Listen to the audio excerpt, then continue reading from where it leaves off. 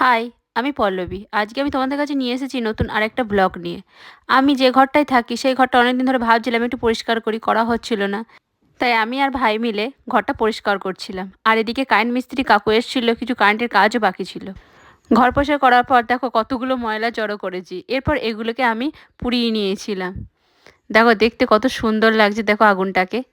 এরপর চলো তোমাদের ঘরটাকে দেখিয়ে দিই। পরিষ্কার করার পর দেখো কত সুন্দর লাগছে, যেন মনে হচ্ছে নতুন ঘর। আমার তো খুব ভালো লাগছিল ঘরটাকে দেখে। তারপর ভাই বসে বসে এখন টিভি দেখছিল। আমি এখানে সাউন্ডটাকে অফ করে রেখেছি, না হলে আবার কপিরাইট দিয়ে দেবে।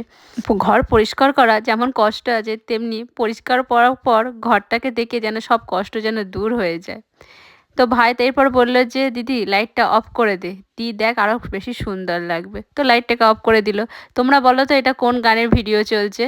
অবশ্যই দেখে নিশ্চয়ই বলতে পারবে। এত খাটাখানির পর খিদে পেয়ে গেল, চলে গেলাম রাতের ডিনারে। ডিনারে ছিল তালের পরোটা আর ফুলুরি, আর ছিল ইলিশ মাছের ঝাল।